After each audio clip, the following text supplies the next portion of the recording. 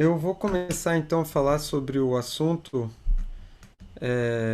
do capítulo 8, que é o início de uma introdução para a astronáutica. É, Vocês devem ter percebido, né, que tem bastante material. O objetivo é que vocês tenham uma ideia do assunto para que vocês possam entender o contexto maior do curso. Tá? Então vocês vão, por exemplo, ver uma disciplina chamada Mecânica do Voo Espacial, onde muitas dessas questões vão ser abordadas. Então o que a gente está fazendo aqui é uma análise bem preliminar, mas que para vocês, dada a fase do curso em que vocês estão, pode parecer bem complexo também. E eu entendo isso perfeitamente. Então, quero primeiro deixar claro que as deduções, essas equações, não se espera que vocês é, sejam capazes de reproduzir essas deduções, mas sim que vocês tentem entender o que está sendo feito. Eu acho que apesar da fase em que vocês estão no curso inicial, já dá para apreciar muitas dessas questões. Tá? Então, o assunto que a gente está tratando é justamente esse da astronáutica, o voo espacial. Eu peço para quem tiver dúvida que, por favor, escreva ou fale no. Ou abra o microfone para falar. É, Enquanto não estiver falando, peço para deixar o microfone fechado para os barulhos, né, os sons externos não atrapalharem. É, então vamos lá. Esse capítulo 8 fala sobre astronáutica, uma abordagem introdutória, tá? É, então, a ideia aqui é investigar o movimento de objetos em torno de corpos celestes. É, e esse movimento pode ser, por exemplo, um movimento relativo entre dois corpos celestes, como a gente tem entre a Terra e o Sol, por exemplo.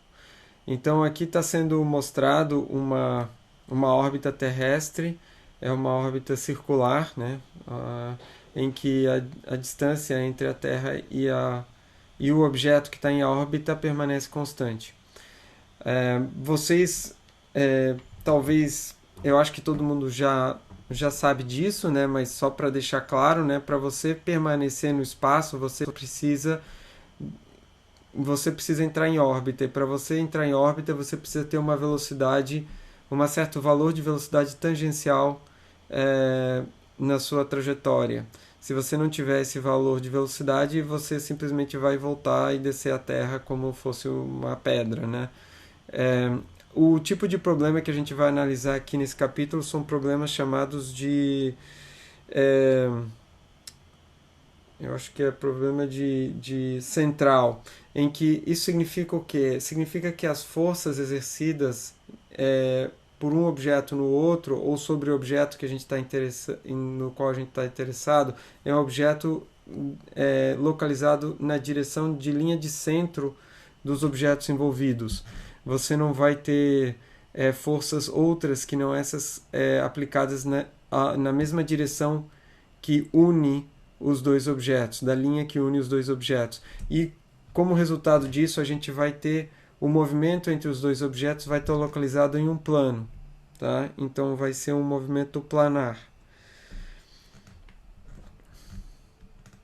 O primeiro objeto colocado em órbita da Terra foi o Sputnik, né, em 1957. E aí, a partir disso, você teve uma série de eventos que hoje são conhecidos como o conjunto desses eventos é conhecido como a corrida espacial, né, entre Estados Unidos e a União Soviética, de tal forma que, vamos dizer, isso culminou talvez com a missão Apollo 11, que aconteceu em 1969. Tá? Então, aqui a gente vai falar, né, quando a gente coloca quais são os principais tipos movimento celeste que a gente vai considerar primeiro os objetos como satélites, que vão ficar circulando em torno de algum planeta ou da Terra ou de algum outro objeto celeste. A gente tem também outros tipos de veículos, né? Os tipos de veículos que a gente tem, né? Os satélites, os veículos lunares e interplanetários. Esses, por exemplo, são os veículos como que levam sondas, por exemplo, para Marte ou mesmo para os veículos que foram para a Lua, né? E também os ônibus espaciais que hoje não existem mais, né? Já não existem ônibus espaciais mais, mas que são veículos, o que os distingue é que eles, vamos dizer, eles saem da superfície terrestre, realizam uma missão no espaço e voltam para a superfície terrestre, ou seja, é o mesmo veículo que volta e que saiu, apesar de que na saída, no caso do ônibus espacial, você tinha um foguete, ele estava montado em um foguete e também usava os motores dele mesmo na verdade os motores ele tem um conjunto de motores que era usado também nesse processo de ascensão, né? Então, aqui tem alguns exemplos, né? Um dos primeiros módulos assim experimentais Skylab. Hoje a gente tem o módulo internacional, espacial internacional. Aqui você tem mostrado uma trajetória, né? Semelhante ao que acontece da missão Apollo, em que você tem um veículo que sai da Terra e é colocado numa órbita terrestre, e depois ele dessa órbita terrestre ele passa para uma órbita de transferência e uma vez que ele chega na esfera de influência, próximo da Lua, ele passa para uma órbita lunar, e durante essa órbita lunar o veículo faz aterriza, né, na superfície da Lua, depois entra de novo na órbita lunar. No caso da missão Apollo, você ficou uma parte do veículo ficou circulando aqui, e depois o comando lunar desceu, aterrissou na superfície lunar, fez os experimentos, depois encontrou o módulo o módulo de comando que estava orbitando em torno da Lua, e depois esse módulo então voltou, fez o processo inverso, vamos dizer assim, sairia daqui e voltou para uma órbita em torno da Terra, depois entrou na atmosfera terrestre e fez o processo de entrada na atmosfera terrestre, tá? Então esse tipo de o que esse capítulo te dá são algumas ferramentas para você entender como caracterizar essas diferentes trajetórias, como calcular uma transferência entre, por exemplo, uma trajetória, um tipo de trajetória e outra. Então, e isso ele faz de forma gradativa, né? A gente tem aqui, né, no processo de reentrada, esse é outro... aliás, eu devo corrigir, né, porque a gente usa essa nomenclatura muito usada comumente, reentrada, mas a reentrada implica que você saiu e você já entrou uma vez na atmosfera, né? Então, a nomenclatura mais correta é usar o caso de entrada atmosférica ou entrada em alguma outra atmosfera, pode ser a terrestre, mas também pode ser a atmosfera de outros planetas, como acontece em Marte, Vênus e assim por diante.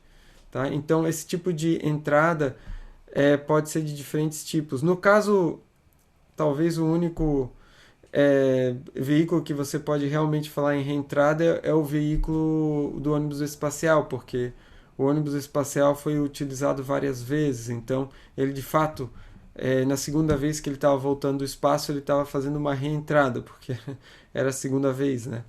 Mas, em geral, os veículos não são usados múltiplas vezes dessa forma, então é, talvez os foguetes agora esses que voltam à superfície, esses foguetes utilizáveis da SpaceX, talvez você possa falar em reentrada também, tá? Mas então uma vez que você entrou em órbita, para você voltar, você tem diferentes possibilidades de voltar. Tem a chamada reentrada ou entrada com sustentação, tem entrada balística, a gente vai falar um pouquinho sobre isso, tá?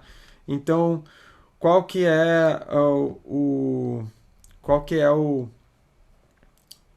mapa desse capítulo, né? Então, ele vai inicialmente falar. A gente pode dividir a missão espacial em diferentes etapas, né? Uma etapa de ascensão através da atmosfera, onde o veículo, a parte de conhecimento mais fundamental é de motor foguete. Esse é o assunto do próximo capítulo. Você tem essa parte aqui que vai ser abordada nesse capítulo, a missão, ou seja, entre o que você faz basicamente no espaço, tá? Então a gente já está fora da influência da atmosfera terrestre ou de outro planeta, fora da influência da atmosfera, está fora da atmosfera, então você quer saber o que acontece na trajetória orbital, tá? Então quais são as forças envolvidas, como é que você obtém uma equação, como é que você obtém a gente vai ver as leis de Kepler, os tipos de manobras que existem, as trajetórias interplanetárias, a assistência gravitacional, que é uma outra manobra que é bastante usada. E, por final, falar um pouco sobre essa questão da transferência lunar e o controle de atitude. E depois o processo de entrada planetária mesmo, né? Como é que você pode modelar essa entrada planetária e o que é importante nessa entrada planetária, como a questão do aquecimento aerodinâmico que acontece. Tá? Existe uma disciplina no curso que lida bastante com essa questão aqui do aquecimento aerodinâmico, chamada aerotermodinâmica hipersônica, que é uma matéria lá acho que é da oitava fase, oitava, nona fase. Então, então essas são as diferentes fases, né? No caso que que são mostradas, que foram listadas aí anteriormente. Você tem a fase de ascensão, você faz uma missão no espaço que pode ir para outro planeta, não precisa ser só isso aqui, né? E depois você faz uma entrada. Isso aqui pode ser um outro planeta, né? Isso aqui não necessariamente precisa ser o mesmo planeta. Isso aqui poderia ser a Terra e aqui Marte, tá? Então isso de fato está acontecendo, né? Tem a missão Perseverance, né? Tá a caminho do planeta Marte, que vai ser um Jeep robô parecido com o Curiosity, mas com equipamentos mais atualizados. Então, inicialmente, o passo inicial é você modelar o movimento do seu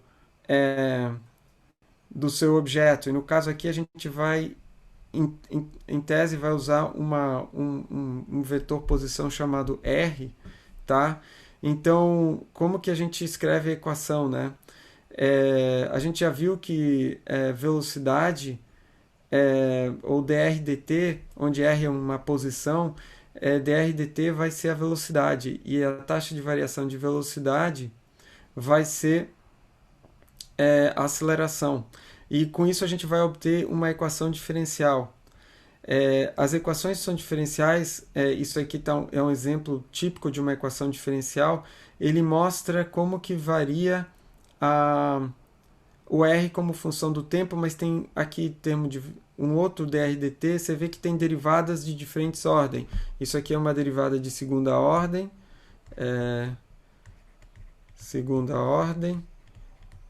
isso aqui é uma derivada de primeira ordem.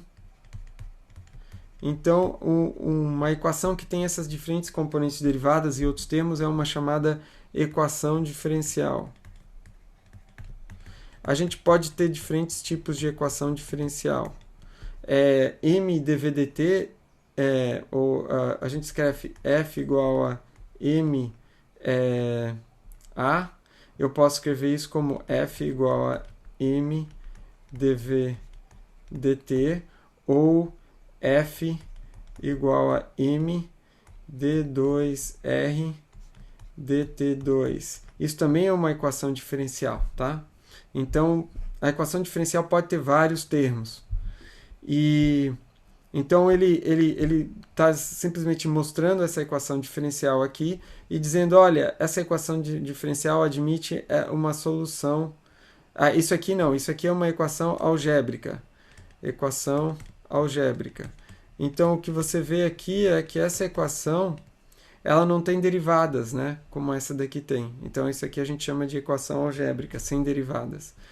Aqui ele está dizendo que a solução r igual a t ao quadrado, quando substitui nessa equação aqui, ela satisfaz a equação. E é isso que ele está fazendo aqui.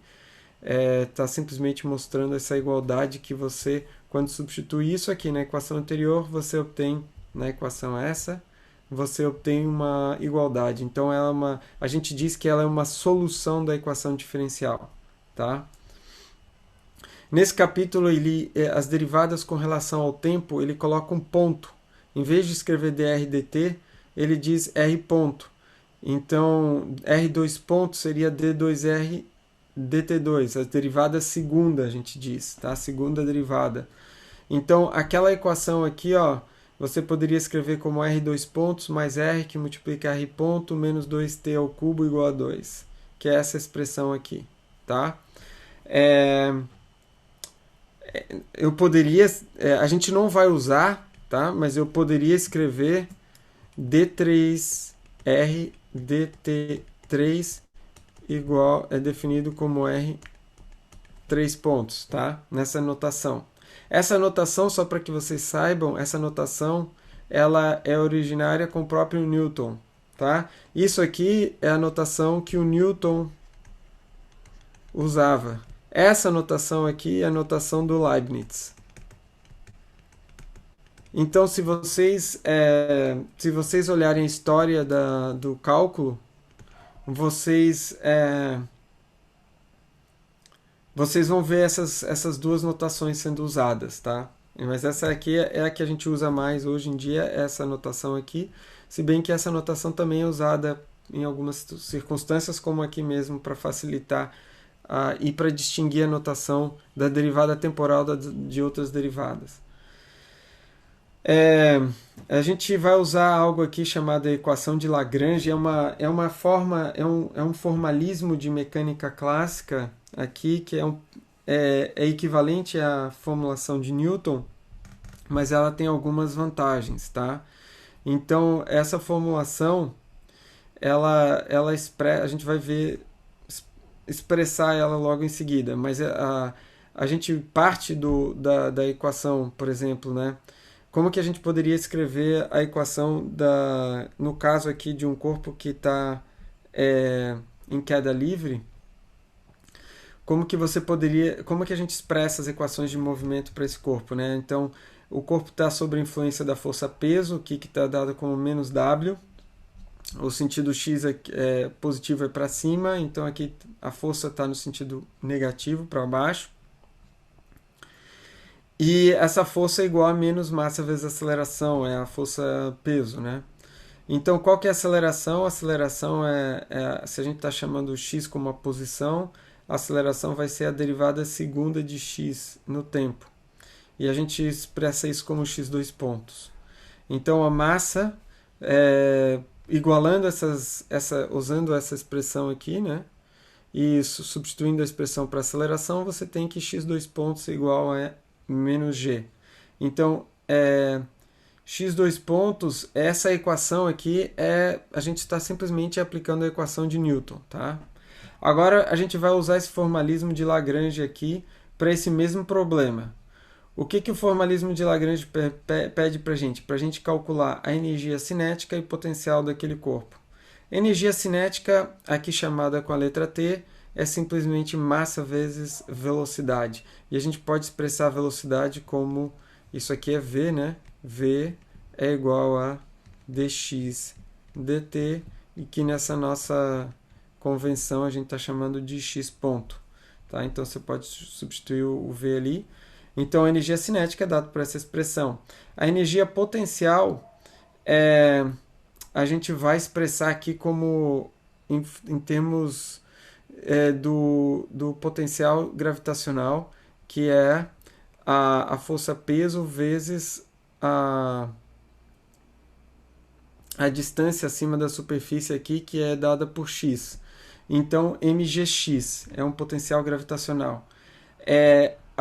Essa função lagrangiana ela é dada pela diferença entre essa energia potencial, a energia cinética e potencial. Então, simplesmente aqui eu estou mostrando como é que funciona. Eu não estou dizendo de como que você obtém. Você define essa quantidade e você então pega a energia cinética menos a potencial e você tem uma quantidade chamada B. E aí o resultado que está sendo expresso é que essa equação é equivalente à equação, à segunda lei de Newton. Essa equação aqui é equivalente à segunda lei de Newton. Então vamos verificar isso, né? É uma equação que, derivada no tempo, isso aqui é derivada parcial. Quem não viu derivada parcial ainda, isso a gente geralmente vê quando em cálculo de mais de uma variável. Mas se eu tenho uma expressão assim, vamos dizer uma f, que é igual a uma função de, vamos dizer, de posição e tempo. Tá? Essas são as variáveis independentes. Tá? Essas aqui é o que a gente chama de variáveis independentes.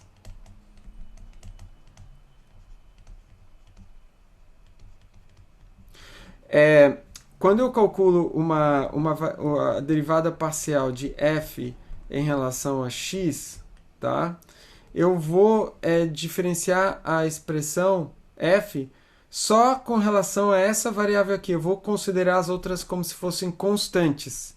Então, se eu tenho uma f, vou inventar uma f aqui, f igual a x ao quadrado mais xy mais z menos t. Tá? Eu inventei uma função qualquer aí, que é a função de x, y e t.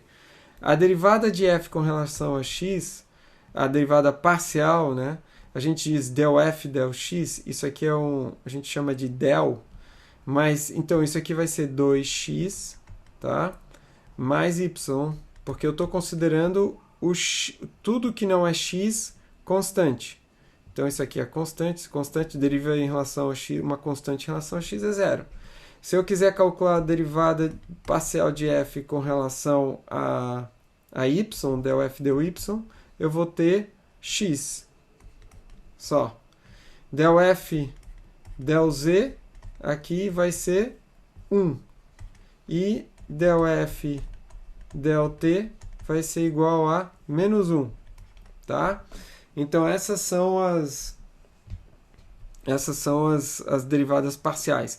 Então, quando eu pego essa função b e faço a derivada parcial em relação a x ponto, eu vou ter... veja, o único lugar onde aparece x ponto é nesse primeiro termo aqui. Então, eu vou ter 2 vezes o meio da 1. Então, dá 2mx ponto. Desculpa, mx ponto. Está aqui, ó. E a derivada de b com relação a x parcial é menos mg. Está aqui. Então, veja, a equação fica del t de mx ponto menos mg igual a zero. Tá? Agora a gente tem que diferenciar isso em relação ao tempo. Então, essa vai dar m dt de x ponto. Menos com menos dá mais. E esse termo aqui é x dois pontos. Então, veja, o resultado final, o m cancela, é x dois pontos igual a menos g, que é exatamente o resultado que a gente obteve a partir da aplicação direta da segunda lei de Newton. Tá? Então, mas veja, a vantagem de trabalhar nesses termos aqui é que ele facilita muito o cálculo de problemas mais complexos, tá? Então esse formalismo ele é bastante atraente, tá? Então de uma maneira geral, né, a gente vai trabalhar com coordenadas. Aquilo era uma expressão em termos de uma coordenada, né, que era x.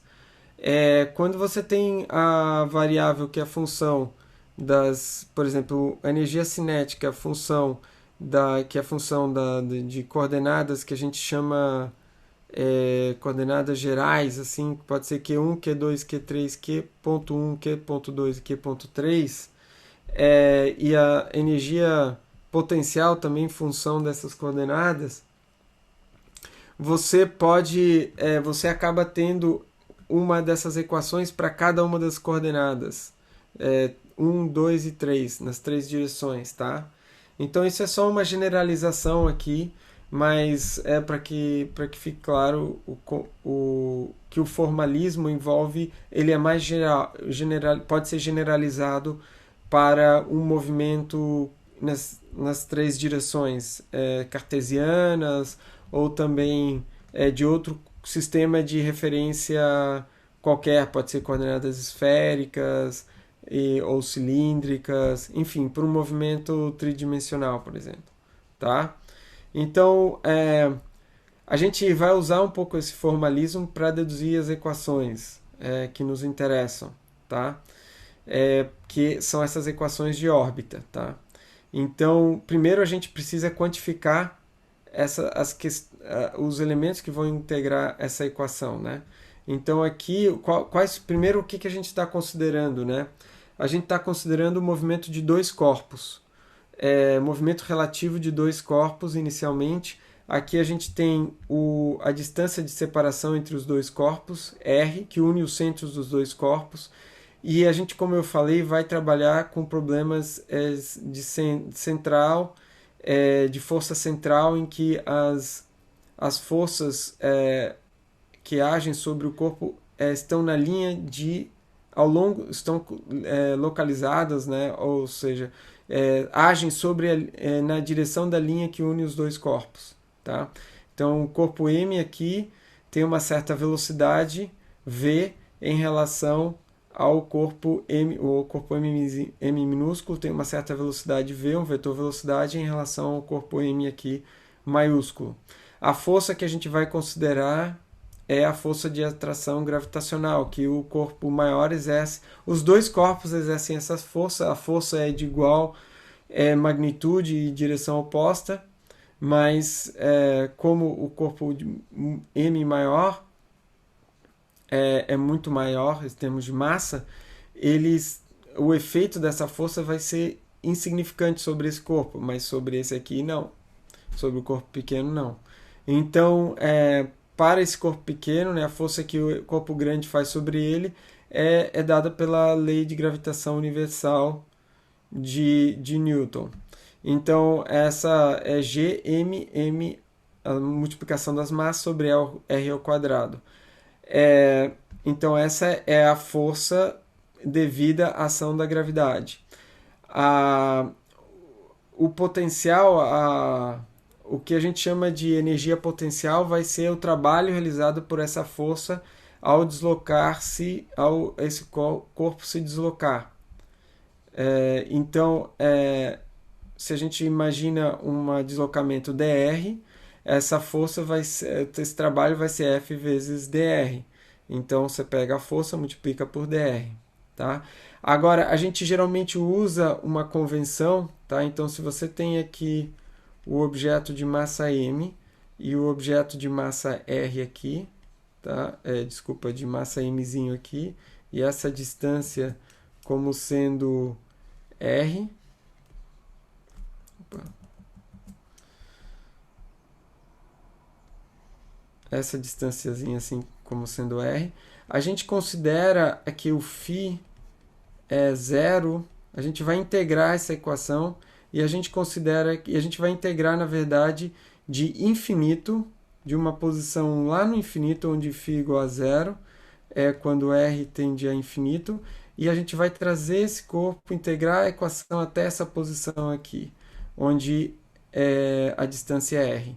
Então você integra o φ de 0, o valor dele 0, onde que o valor é 0? Quando r é infinito.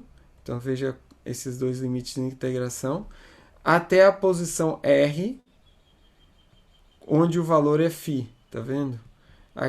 Φ, o valor é φ quando a distância é r, e o valor é uma convenção, a gente diz que é 0 quando essa distância está no infinito.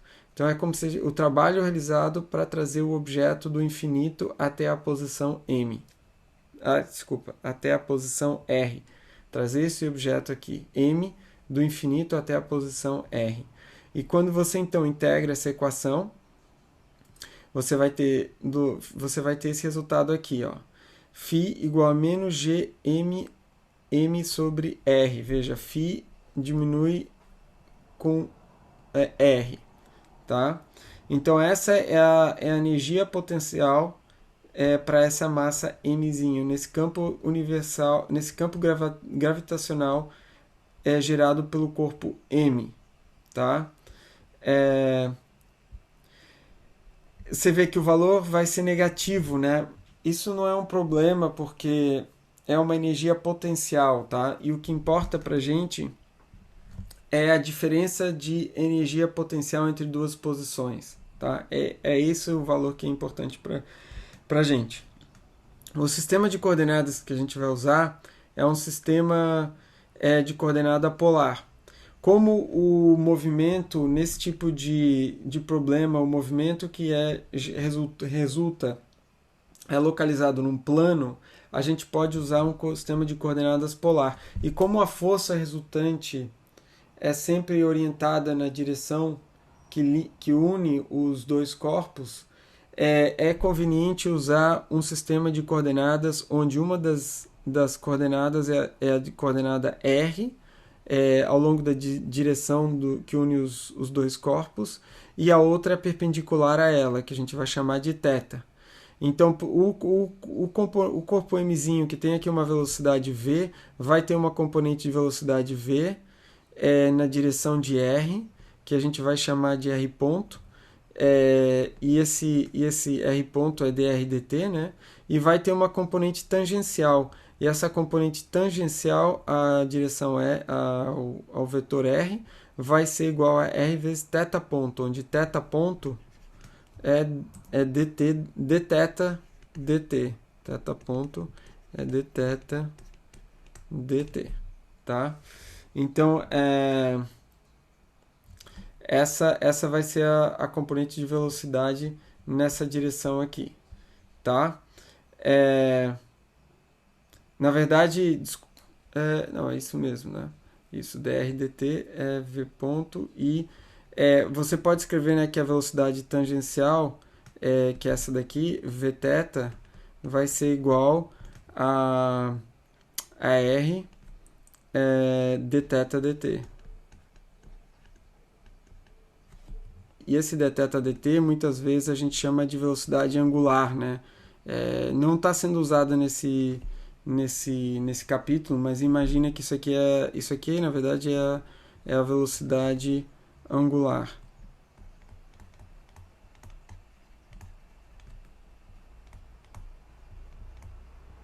Tá?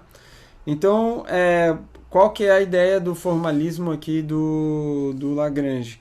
Então, a gente primeiro calcula, por exemplo, a energia cinética e depois a energia potencial gravitacional, a gente já acabou de calcular. Tá? Agora, a energia cinética vai ser, então, 1 meio de m vezes v ao quadrado.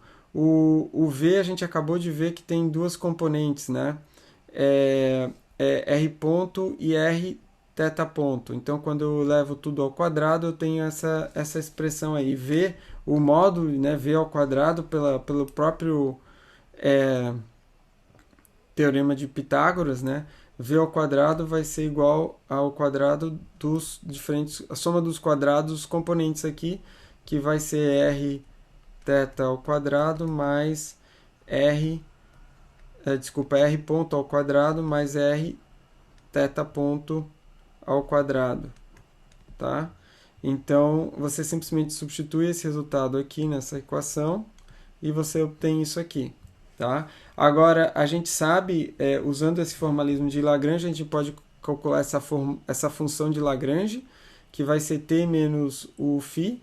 Então, aqui está o t, isso, menos o φ com o sinal negativo que já tem aqui vai dar positivo. Tá? E aí ele chama essa quantidade g vezes m de k ao quadrado. G é a constante universal, a constante gravitacional universal, e m é a massa do corpo. Aqui, o corpo que está sendo considerado, por exemplo, seria a Terra, cuja massa é em torno de 6 vezes 10 na 24 kg. Então, k ao quadrado, ele simplesmente chama de g vezes m. Essa é uma convenção, assim, só para facilitar a álgebra. Aí, e são duas coisas que vão ser constantes, né? A constante gravitacional universal, já por si só, já o nome diz que é uma constante. E o m, a massa da Terra pode variar um pouquinho, mas para esse problema não vai variar nada, né?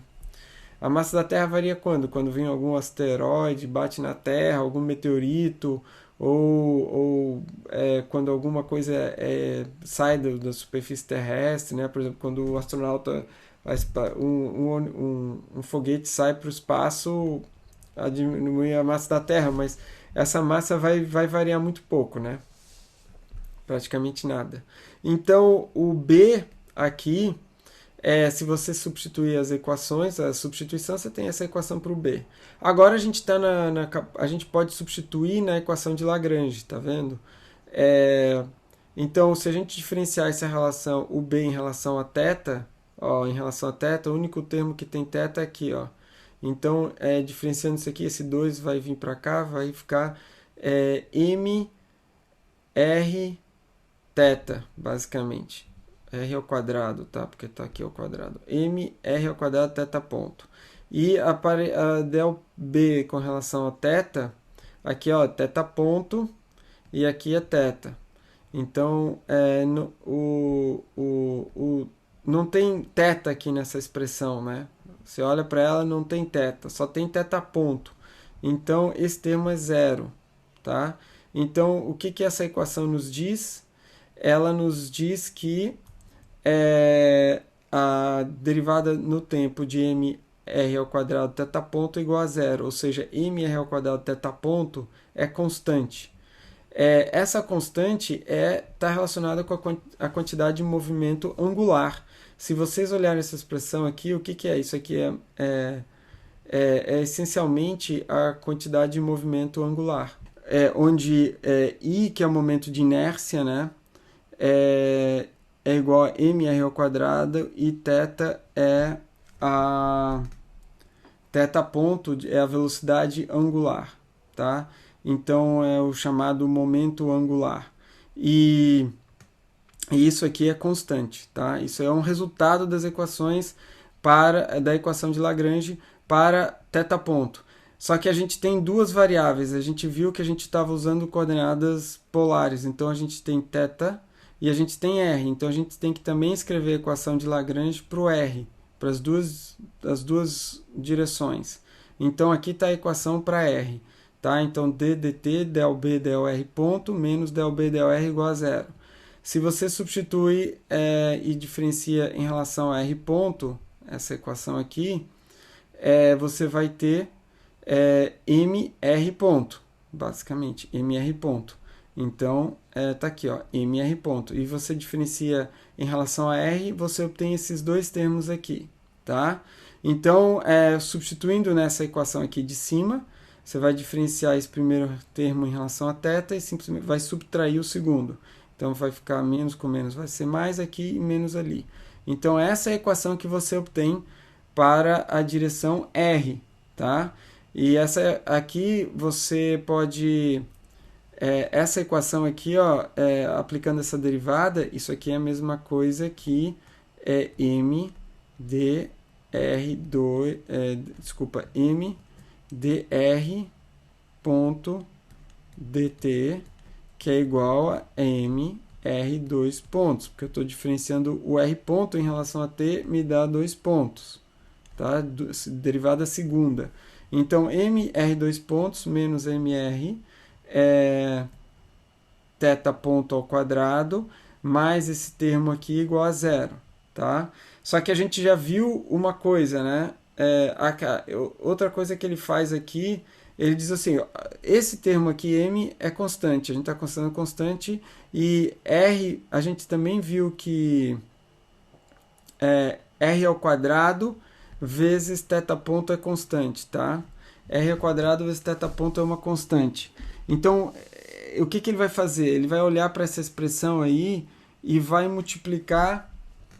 Ele vai fazer o seguinte, ele vai pegar essa expressão aqui, o segundo termo aqui, e vai multiplicar e dividir por r ao cubo, tá? E quando ele faz isso, obtém essa expressão aqui, tá? O resto é igual, ele só multiplicou e dividiu por r ao cubo, que é válido, né? Então, nessa expressão aqui, veja, ele define essa quantidade aqui, r ao quadrado vezes θ ponto, que é uma constante, porque a gente considera m uma constante, então r ao quadrado vezes θ ponto é uma constante, seria o momento angular por unidade de massa. Ele vai chamar isso de h, momento angular por unidade de massa. É a mesma coisa h é igual a m r ao quadrado θ ponto, que é o momento angular, dividido por m. Então, os corto os m's e fica r ao quadrado θ ponto.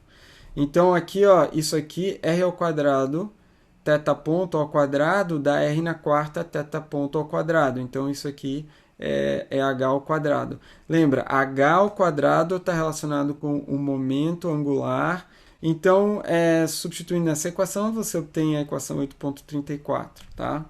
Essa equação ela precisa ser solucionada. Veja, o h aqui é constante, apesar de θ ponto, em tese, poder variar, o produto r ao quadrado vezes θ ponto tem que ser constante. Essa é o que a equação nos diz, tá? Então, o que ele faz para solucionar isso é fazer uma transformação de variáveis, tá? Então, isso é uma técnica que é muito usada para a solução de equações diferenciais, para transformar a equação numa outra que a gente consegue analisar melhor, tá?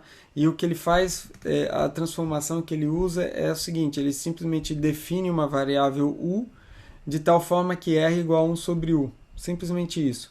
Aí o h, que é r ao quadrado sobre vezes θ ponto, vai ser θ ponto sobre u ao quadrado, porque r igual a 1 sobre u.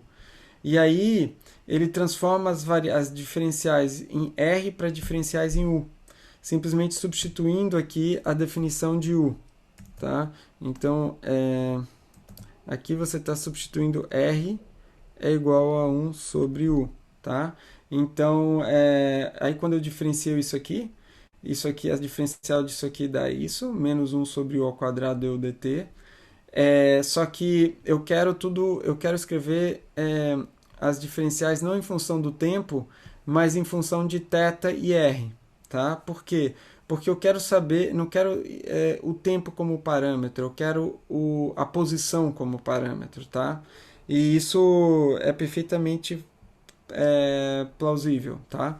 Então, para fazer isso, a gente usa alguma coisa chamada regra da cadeia, não sei se vocês já aprenderam isso, mas basicamente o que ele está dizendo assim é que du dt é igual a du dθ vezes dθ dt. É como se os dois θs cancelassem aqui e você tem du dt, tá? Isso aqui é chamado de regra da cadeia.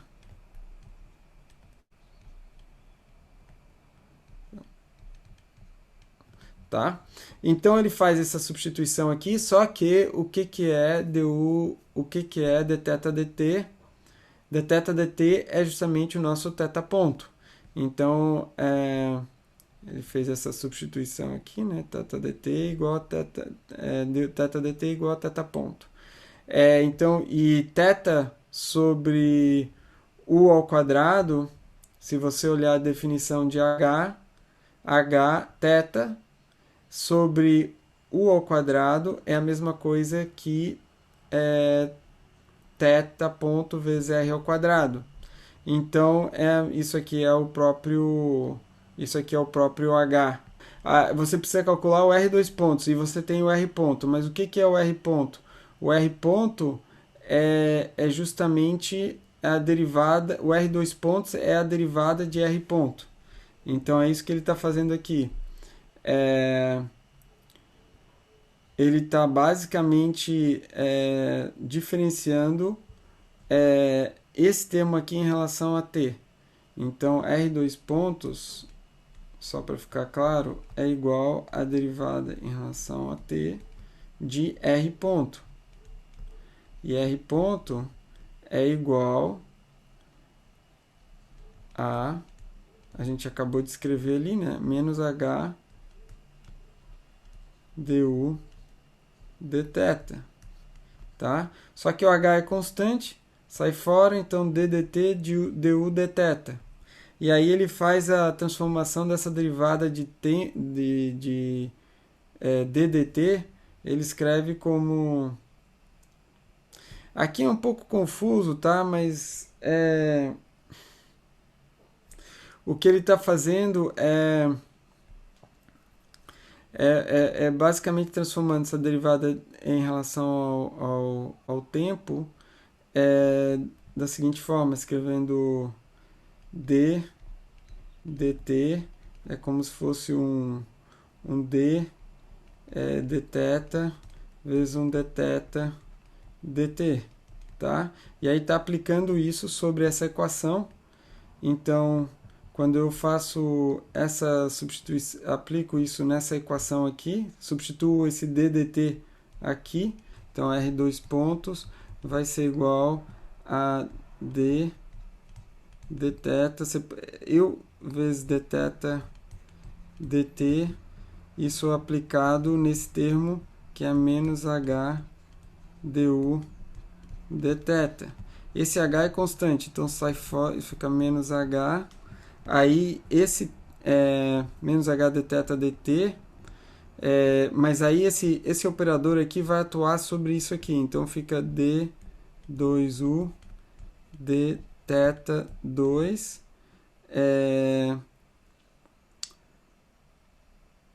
dθ dt.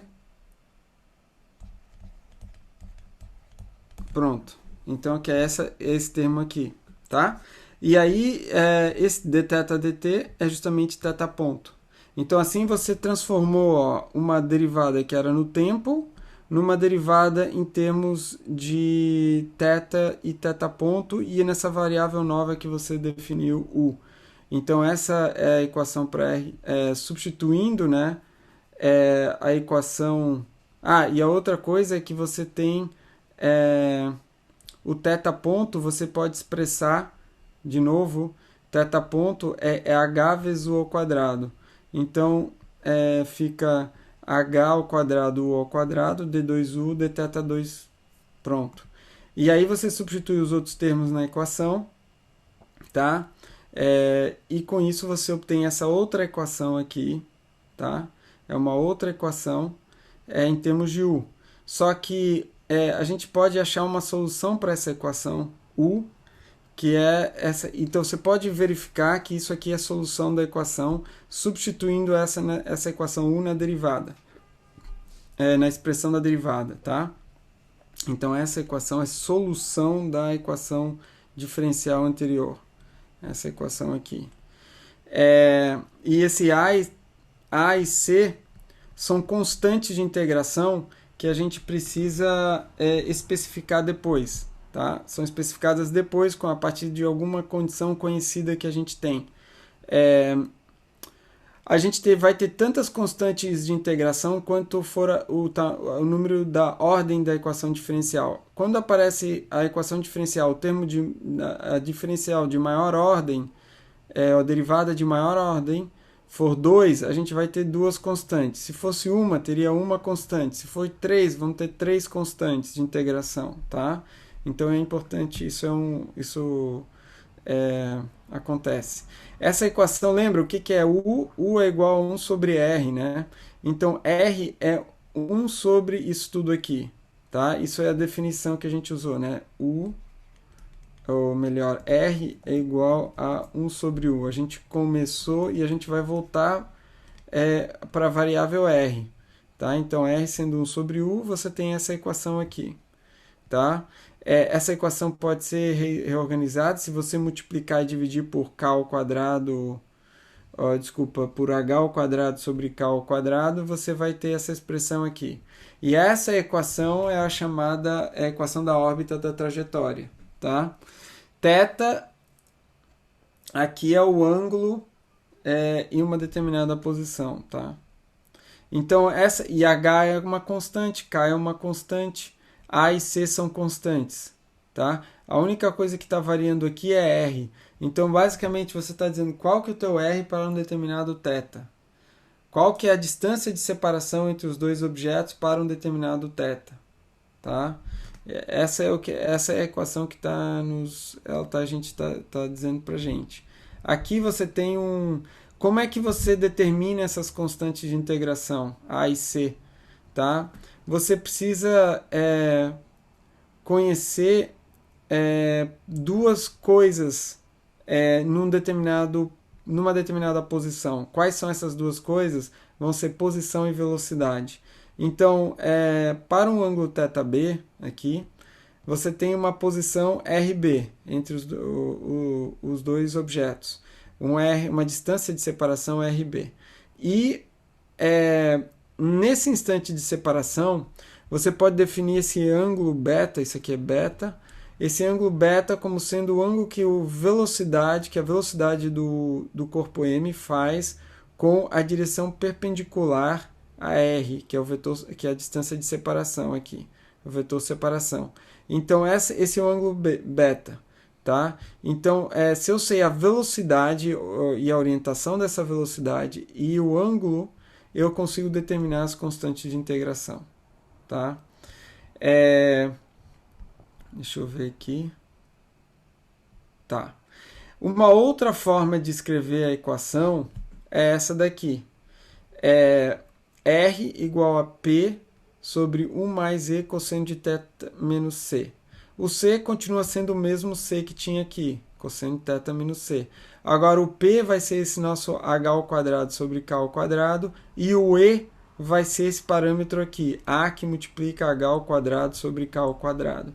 Então a gente chama esse P de H ao quadrado sobre K ao quadrado e E de A H ao quadrado sobre K ao quadrado. Então veja, eu posso escrever que P, na verdade E, eu posso escrever como sendo P vezes A. Tá? Também posso escrever isso.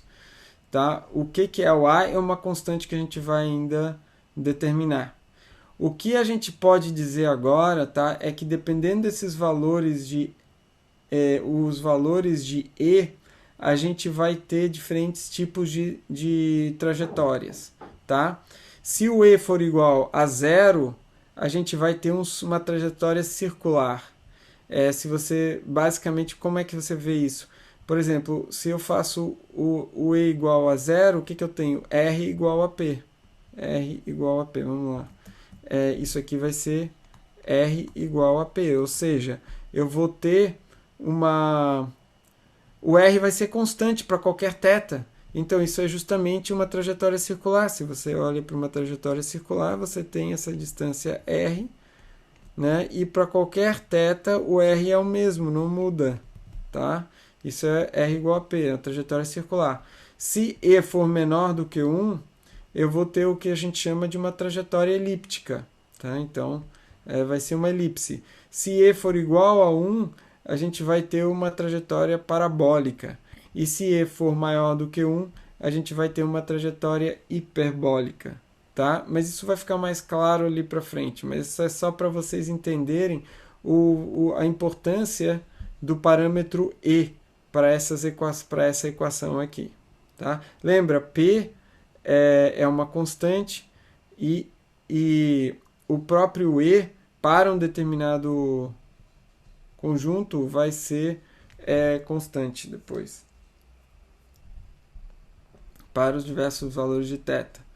Tá? Então, Bom, vamos lá. Como é que a gente. Aqui estão desenhadas as diferentes trajetórias, considerando um círculo, ou seja, E igual a zero, uma elipse, E menor do que 1. Aqui estão mostrados o que são os ângulos também, tá? Então, numa determinada posição θ aqui, ó, como é que a gente determina aquelas constantes? A gente considera um instante em que a velocidade, no caso de um veículo espacial lançado da Terra, tá? Existe um momento onde o veículo vai fazer a última queima de combustível, vamos dizer assim. E vamos imaginar que a queima de combustível vai acontecer, finalizar, e nesse momento em que a queima de combustível finaliza, a posição a posição θ é dada por essa constante C aqui, tá? Nesse instante, tá? Vai ser o que a gente chama de fase, vai ser esse ângulo θ, esse ângulo aqui C. E nesse momento a velocidade vai ser VB, tá? E a posição, o R vai ser RB, tá? Aí você consegue determinar aquelas constantes A e C, tá? Para uma elipse você faz a mesma coisa, só que os valores vão ser diferentes, né? E vai dar um valor diferente que vai ser menor do que 1. Você pode fazer isso também para uma parábola ou para uma hipérbole. Essas são as diferentes condições que a gente pode ter. Para achar se eu tenho essa equação aqui, né? E esse parâmetro E, ele é chamado de excentricidade, tá? Excentricidade. Esses diferentes trajetórias, eles são conhecidos como seções cônicas. E você pode perguntar, mas por que isso? Isso tem a ver com o fato de que se você pegar um cone, por exemplo, assim, se você pegar um cone aqui, a ideia é um cone 3D, né? É um cone, um desenho bem ruim aqui, mas para a ideia, só para dar uma ideia. E se eu faço um corte, uma seção nesse cone, se eu passo um plano através desse cone, por exemplo, paralelo ao cone, assim, a base do cone, quando esse plano aqui intersecciona o cone, eu vou ter uma circunferência, tá? Eu vou ter um círculo. Se eu faço o corte num ângulo que é igual à inclinação aqui, tá? Eu vou ter uma parábola, tá? Eu vou ter uma parábola. Se eu faço uma inclinação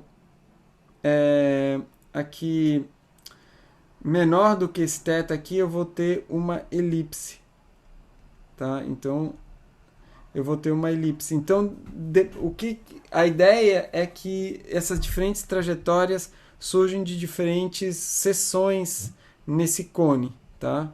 E o tipo de trajetória vai depender desse parâmetro que é chamado de parâmetro de excentricidade, tá? Bom, se você tem agora considerando, né, considerando o que é a energia cinética, né, do nosso objeto, se eu diferencio essa aqui é a energia cinética, a gente já calculou, né? Ele está dizendo que a excentricidade vai estar relacionada com a diferença entre energia cinética e potencial. Aí ele mostra a equação da energia cinética, ele diferencia a posição a partir dessa equação aqui, diferencia a posição para achar a velocidade, e essa expressão é a expressão para velocidade. Então ele substitui essa expressão para velocidade na expressão para energia cinética. Lembrando que θ ponto é justamente h ao quadrado, tem que sempre lembrar isso, né? Θ ponto é igual a h sobre r ao quadrado. Então, nessa expressão aqui, θ ponto é igual a h, θ ponto ao quadrado vai ser h ao quadrado sobre r na quarta, que multiplica r ao quadrado, dá r ao quadrado no divisor. E então isso aqui é a própria energia cinética, tá? Aí o que ele faz? Ele é esse termo aqui, ó, esse termo aqui no denominador, aqui na equação 8.47 é justamente isso aqui, que é igual a h ao quadrado sobre k ao quadrado, que depois ao quadrado, né? Então, simplificando os termos, você simplesmente chega nessa equação aqui, a 8.48. E se você considera o valor da energia potencial, o valor absoluto dela, é essa expressão aqui, substituindo a expressão para R, você obtém isso aqui. E agora fazendo a diferença entre a potencial, entre a cinética e a potencial, que a gente chama aqui que é o valor absoluto da energia potencial, ele chama de H, e esse H vai ser então igual a essa expressão aqui, ó. Tá? E agora, se você reorganizar essa expressão para isolar o E, que é a excentricidade, você tem essa relação aqui. Então, veja, a excentricidade, isso que é o resultado interessante, essa excentricidade, ela é igual a raiz de 1 mais 2h ao quadrado, onde h ao quadrado justamente é momento angular por unidade de massa. Então, aqui a gente está considerando como inicialmente uma constante. Não, o h, se isso. E m, bom, e k é aquela k ao quadrado, é g vezes m, e h aqui é a diferença entre energia cinética e potencial. A energia módulo, o valor absoluto da energia potencial. Então, se você tem exatamente a mesma energia cinética e potencial em módulo, esse valor aqui vai ser, H vai ser zero. Se o H é zero, E é igual a 1. Ou seja, você está na condição de parábola, ou seja, energia cinética é igual a energia potencial. Se esse valor aqui, então isso para H é igual a zero, se H, se essa quantidade aqui for positiva, ou seja, em maior energia cinética do que potencial, você vai ter um E maior do que 1, porque esse valor vai ser positivo. Então, você tem o caso de uma hipérbole, a E maior do que 1. Quer dizer que a energia cinética é maior do que a potencial. E se você tiver uma energia cinética H menor que a potencial, então esse termo H vai ser menor do que zero. E sendo menor do que zero, você vai ter um E menor do que 1. Ou seja, você vai ter uma condição de trajetória elíptica. Tá? Então, essa dedução é interessante que ela mostra isso. Você pode também ter uma situação onde E é igual a zero. E o que precisa acontecer para E ser igual a zero? Que é o caso da órbita circular, né? Então, ela mostra para você que para E ser igual a zero, isso aqui tem que ser igual a zero. Então, H tem que ser igual a menos mk na quarta sobre 2h ao quadrado. E aí, se você fizer a subtração para expressar o que é o H, né, basicamente, você vai ter, então, no caso do lado esquerdo, né, aqui você está substituindo aqui essa expressão para H aqui do lado esquerdo e reorganizando a expressão que você já tinha aqui para H da equação 8.54, e com isso você obtém esse resultado aqui, que basicamente você está dizendo qual que é a velocidade que você tem circular em função do parâmetro K e do parâmetro R, tá? Que é justamente o raio, ou seja, a distância de separação. Então, veja, isso está dizendo para a gente qual que é a velocidade que você precisa para colocar algo em órbita. Então, veja, olha só, se eu coloco aqui R 400 km, que é a distância da Estação Espacial Internacional, eu vou ter a velocidade, ou 350, 400 km, eu vou ter aqui a velocidade orbital da Estação Espacial Internacional. Veja, não depende da massa do objeto, depende apenas da distância do objeto celestial que ele está orbitando e do parâmetro k. Lembra que k ao quadrado é igual a mg. Tá? Então, essa velocidade orbital para o caso de uma órbita circular, aqui o R ele está calculando, seria o R na superfície da Terra, que é 6,4 vezes 10 na 6. Mas esse valor não vai mudar muito porque, enfim, vai diminuir um pouco quando você está falando de altitude de 200, 300 km a mais, 400 km, mas não vai ser tão diferente desse valor. E esse valor, então, é quase 8 km por segundo, 7,9 km por segundo. Tá?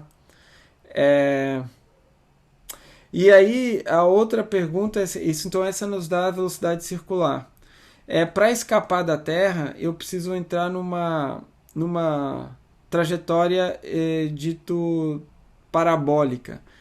Quando a trajetória é parabólica, o objeto vai escapar da Terra, do campo gravitacional da Terra, né? Porque no caso da elipse, você tem aqui, por exemplo, no caso, se a gente chama isso aqui de Terra, né? Poderia ser outro objeto, mas no caso da elipse você tem algo assim, né?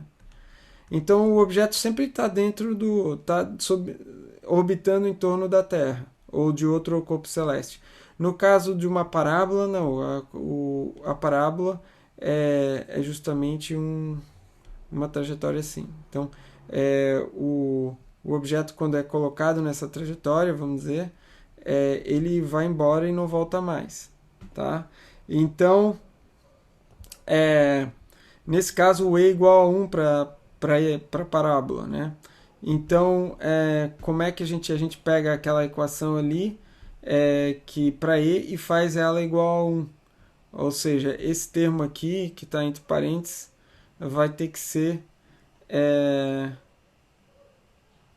o H aqui tem que ser igual a 0, né? Essa expressão que tem que acontecer, o H tem que ser igual a 0, e quando o H é igual a 0, você tem justamente essa relação aqui, tá? Que é dada por H igual a 0, ou seja, a velocidade é igual, isso aqui é a chamada velocidade de escape, é igual a raiz de 2k ao quadrado sobre r. Veja que as duas, uma é diferente da outra por esse fator de raiz de 2, tá vendo? Aqui não tem o raiz de 2. Então a velocidade de escape é a raiz de 2 vezes a velocidade de orbital. Então, se você, para o raio da Terra, né, para a posição na direção, se eu estou na superfície da Terra, essa velocidade de escape vai ser em torno de 11 km por segundo. Tá? Então é 11 km por segundo.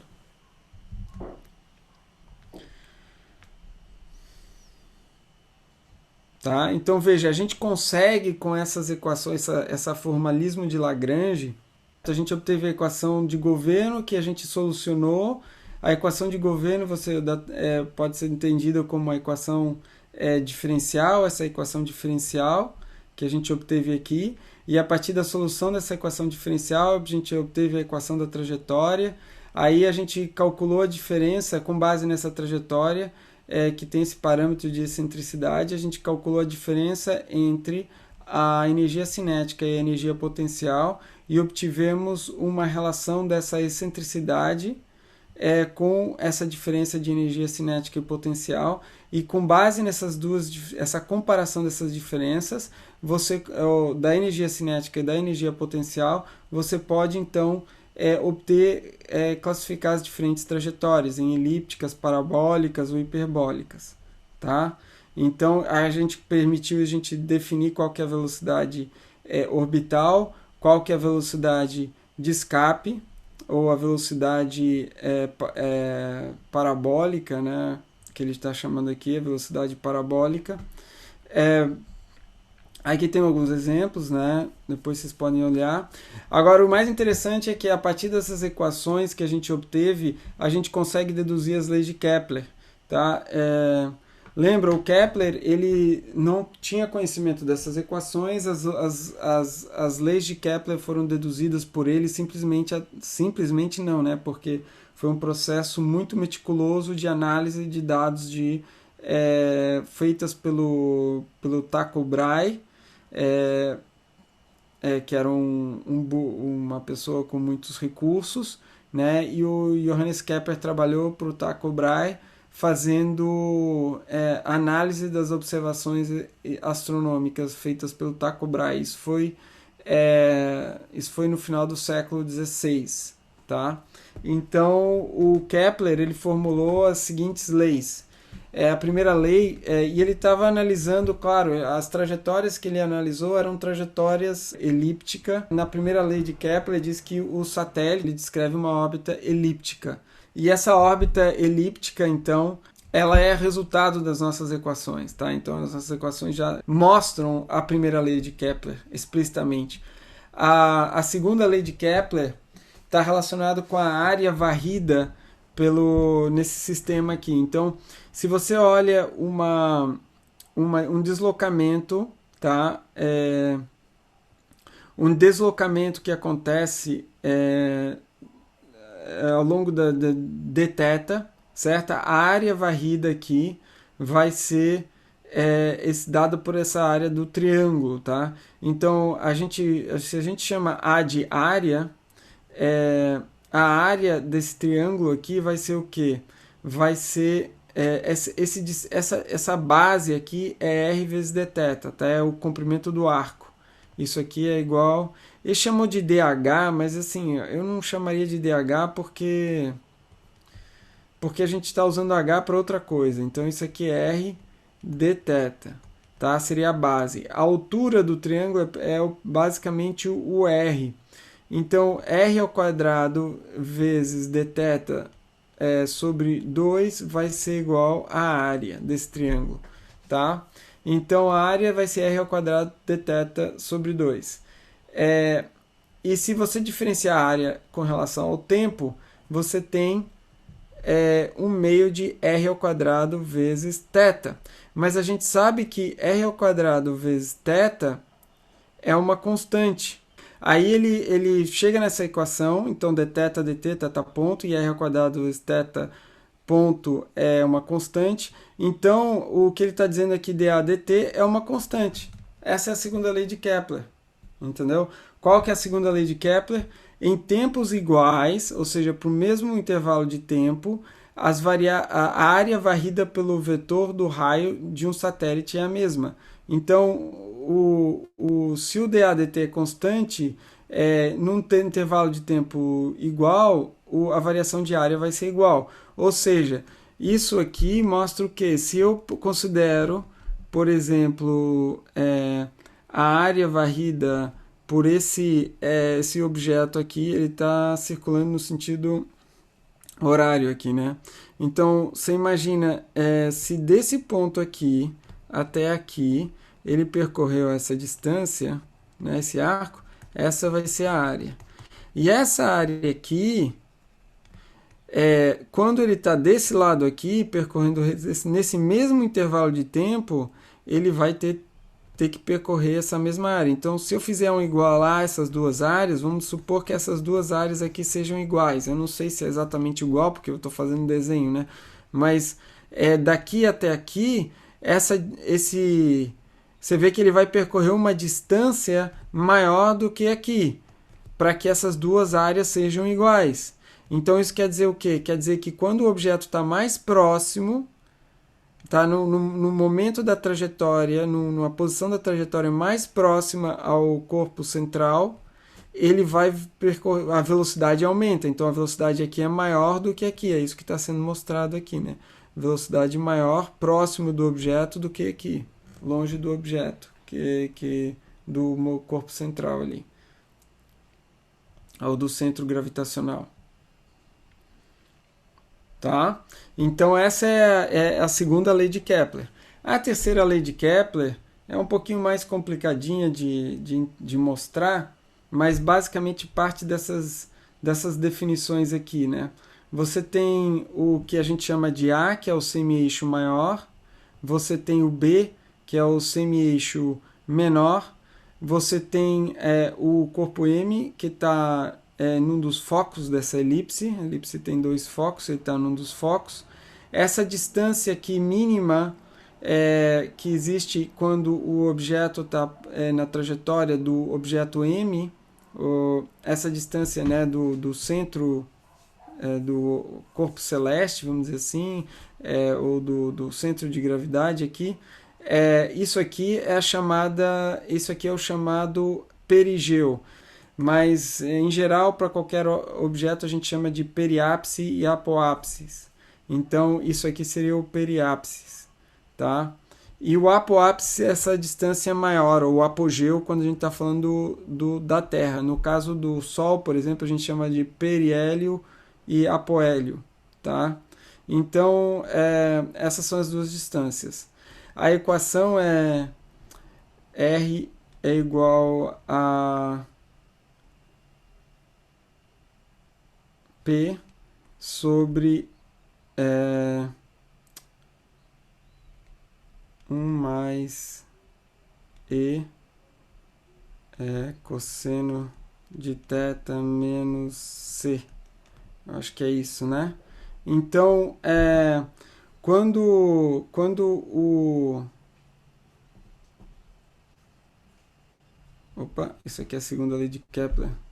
Eu copiei a equação no lugar errado. Peraí. Então,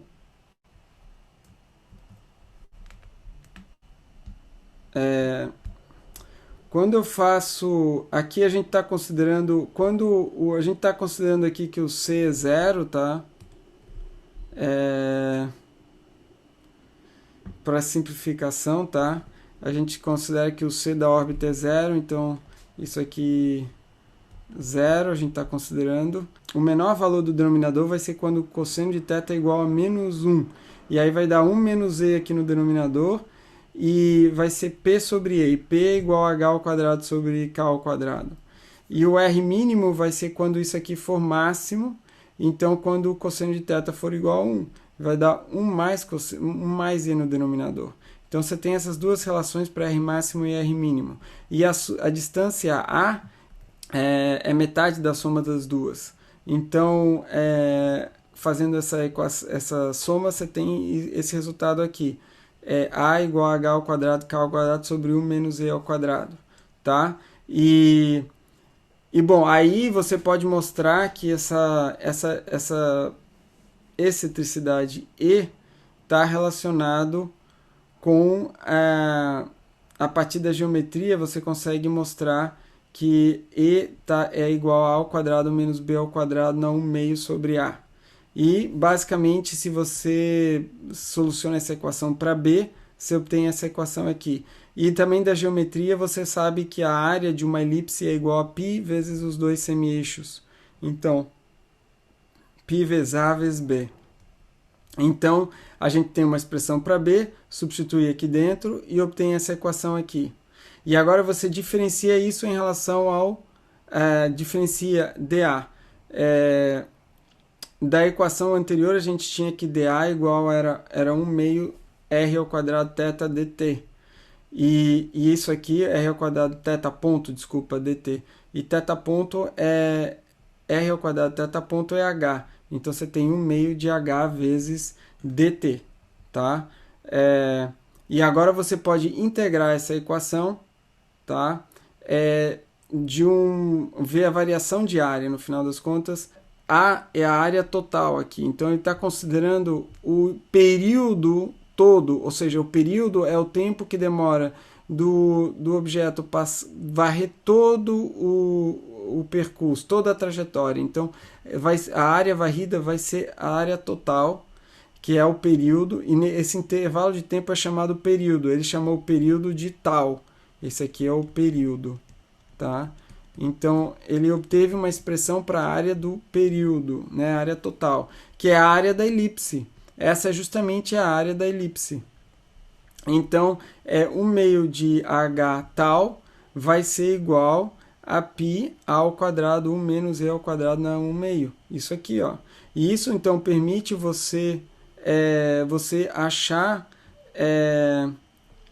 você consegue ter uma outra equação, aqui H.63, que é essa equação aqui, que permite você achar expressar H como função de A e E. Você expressa H como função de A e E. E aí substitui nessa equação 8.69. E aí quando você faz isso, você simplifica e acha uma relação entre tal e A. E essa é a terceira lei de Kepler, que diz que o período ao quadrado é proporcional, isso aqui é uma constante, é proporcional ao semi-eixo ao cubo. Então, a terceira lei de Kepler, os períodos de quaisquer dois satélites em torno do mesmo planeta estão relacionados com seus semi-eixos maiores da seguinte forma: período ao quadrado é proporcional ao semi-eixo ao cubo. Essa é a terceira lei de Kepler. Então, veja, a gente consegue obter as três leis de Kepler a partir da equação de movimento. Não é muito fácil, né? Ou seja, o Kepler não tinha nada disso. O Kepler deduziu essas três leis olhando só para os dados olhando os dados que ele tinha de observações astronômicas. E veja que isso foi uma ruptura com o pensamento anterior muito grande, de que tudo tinha que ser em órbitas circulares, porque os gregos acreditavam que o círculo eram as formas perfeitas, então nada fazia sentido que não fosse desse sentido. A natureza sempre se manifestava de forma perfeita, enfim. Romper com essa linha de pensamento exigiu coragem. Tá? Então, obtivemos essas três leis a partir das próprias equações de governo, usando aquele formalismo de Lagrange, né? E as equações da trajetória deduzidas a partir do formalismo lá de Lagrange. Existe uma equação, essa equação vis-viva, que te dá, para uma determinada distância, qual que é a velocidade que você vai ter. Vamos olhar o que é essa equação, como é que a gente consegue expressá-la. Bom, a gente já tem as expressões para energia cinética, energia potencial, a gente já calculou. A gente sabe que a energia aqui chamado de energia total vai ser a soma da energia cinética e a energia potencial. E se você dividir essa energia pela massa, então dividir por m, você vai ter uma energia específica, que é por unidade de massa. Tá? Energia cinética por unidade de massa, energia potencial por unidade de massa. E da mesma forma que a gente usou o H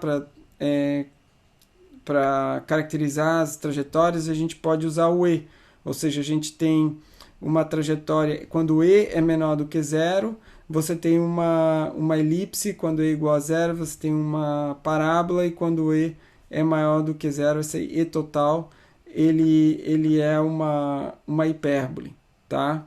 Então, quando E é maior do que zero ou igual a zero, você escapa, você tem trajetórias de escape, ou seja, você sai da influência do campo gravitacional do corpo que você está orbitando, tá? Então, ele usa esse conceito. Ele chama esse ângulo θA, ele mede a partir da condição de periápse, tá? E ele chama esse θA de anomalia verdadeira, certo? Ele chama de anomalia verdadeira, tá? E que é o ângulo, o θ igual a zero no periápse, tá? Na posição mais próxima do objeto que está sendo orbitado, o M, tá? E aqui está o apoápice, tá? E, bom, uma vez que você tem essa energia total, você pode expressá-la dessa forma também. E aqui é a relação que você tinha para A, em termos de excentricidade. Então, você você substitui aqui, aqui é simplesmente estar reorganizando essa expressão aqui, porque é para ela aparecer dessa forma aqui, ó, parecida com o que está ali. Então, o que você consegue mostrar com tudo isso é que essa energia total vai ser igual a menos k ao quadrado sobre 2a. Tá? Então, o A que aparece é o A, que é o semi-eixo maior, que ele chama também de linha de ábside. Esse A, ele está relacionado com a energia total específica, tá? E a soma da energia cinética e potencial, tá? Então aqui você está igualando então a soma de energia cinética e potencial, que é ET, vai ser igual, aqui está faltando sinal, tá? Isso aqui é menos, aqui, menos k ao quadrado sobre 2a. Então, quando você faz isso, você consegue obter essa expressão que te dá a velocidade em termos de r apenas. Então, para uma trajetória A, para uma linha de ábside conhecida A, para K conhecido também, você simplesmente, a partir do R, você sabe qual que é a tua velocidade. Então, essa é uma expressão muito útil, que é chamada de equação vis-viva. Ok, pessoal, era isso. Então, obrigado aí pela atenção e até mais.